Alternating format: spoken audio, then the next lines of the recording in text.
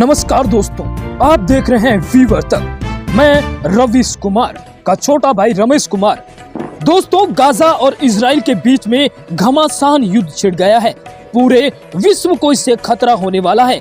बड़ा विश्व युद्ध हो सकता है। नरसंहार इस कदर, हर तरफ लाशें ही लाशें।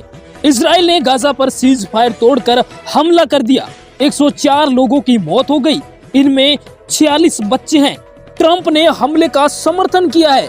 गाजा में सीज फायर लागू होने के बीच इजराइल ने एक बार फिर हवाई हमले किए। इनमें कम से कम 104 फिलिस्तीनियों की मौत हो गई, जिनमें 46 बच्चे हैं, जबकि 253 लोग घायल हैं।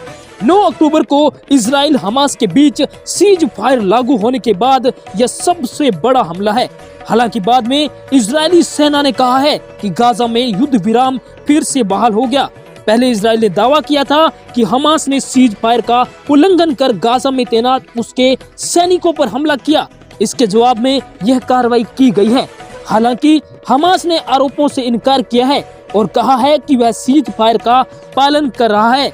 इजराइल की ओर से किए गए हवाई हमलों में गाजा सिटी, खान यूनिस, बेत लहिया और अल बुरेज जैसी घनी आबादी वाले इलाकों को निशाना बनाया गया।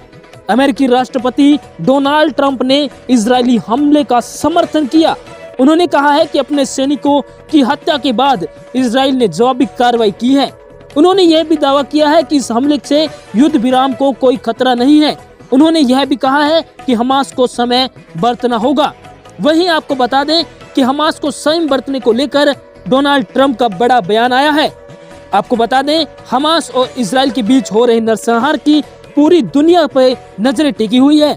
हमास लड़ाकों के नाटक की वजह से इजराइल ने हमला किया। हमास ने सोमवार रात एक इजरायली बंधक का शव का टुकड़ों में ताबूत में लौटाया। बाद में जांच से पता चला कि यह ओफिर तजारफाती के शव का हिस्सा था, जिसे इजरायली सेना दिसंबर 2023 में ही ढूंढ चुकी थी। इसका वीडियो भी सामने आया है, जिसमें हमास के लोग तजारफाती के अवशेषों को एक इमारत से निकालकर खोदे हुए बड़े गड्ढे में डालते हैं। फिर वो बॉडी बैग को मिट्टी से ढक देते हैं। इसके बाद रेड क्रॉस के सामने वो नाटक करते हैं कि उन्होंने इसे पहली बार अभी खोजा है। पूरी घटना को इजरायली ड्रोन कैमरे में कैद कर लिया गया। इससे इजरायली लोगों का गुस्सा और भी ज्यादा बढ़ गया। उन्हें लगा कि हमास जानबूझकर झूठ बोल रहा है और इजराइल का मजाक उड़ा रहा है। इसके बाद इजरायली प्रधानमंत्री बेंजामिन नेतन्याहू ने इस पर चर्चा करने के लिए एक इमरजेंसी मीटिंग बुलाई और हमले का आदेश दे दिया। बता दें, इजराइल और हमास के बीच तनाव एक बार फिर तेज हो गया है। इजराइल के रक्षा मंत्री इजरायली कोट्स ने आरोप लगाया कि हमास ने गाजा में मौजूद इजरायली सैनिकों पर हमला किया और मृत बंधकों के शव लौटाने के समझौतों का उल्लंघन कर दिया। उन्होंने कहा है कि हमास ने रेड लाइन क्रॉस की है और अब इसकी भारी कीमत चुकानी पड़ेगी। उधर इजरायली प्रधानमंत्री बेंजामिन नेतन्याहू ने मंगलवार रात बयान जारी कर हमास के खिलाफ सैन्य कार्रवाई करने के आदेश दिए हैं। नेतन्याहू ने हमास पर यह भी आरोप लगाया है कि युद्ध विराम समझौते के तहत जो शव लौटाए गए वह इजराइल के नहीं हैं। उन्होंने इसे समझौते का साफ उल्लंघन बताया। बता दें कि गाजा की हेल्थ मिनिस्ट्री ने कहा है कि 10 अक्टूबर को युद्ध विराम पर सहमति होने के बाद से इजरायली हमलों में कम से कम 211 फिलिस्तीनी मारे गए, वहीं 597 घायल हुए हैं, जबकि 482 शव बरामद किए गए हैं। वहीं हमास ने इजरायली हमले की वजह से बंदियों की शव लौटाने का प्रोग्राम रोक दिया।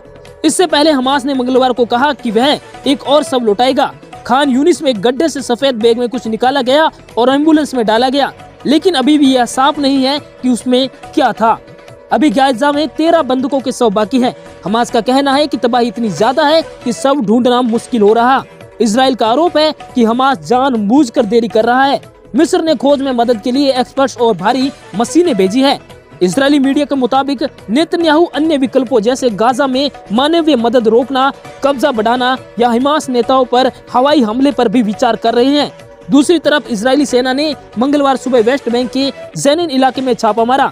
यहाँ 3 फिलिस्तीनी लड़ाकों को मार गिराया। इजराइल का कहना है कि वे आतंकी गतिविधियों में शामिल थे। वहीं हमास ने 2 को अपनी कासिम ब्रिगेड का सदस्य बताया, तीसरे को साथी कहा, लेकिन ज्यादा जानकारी नहीं दी।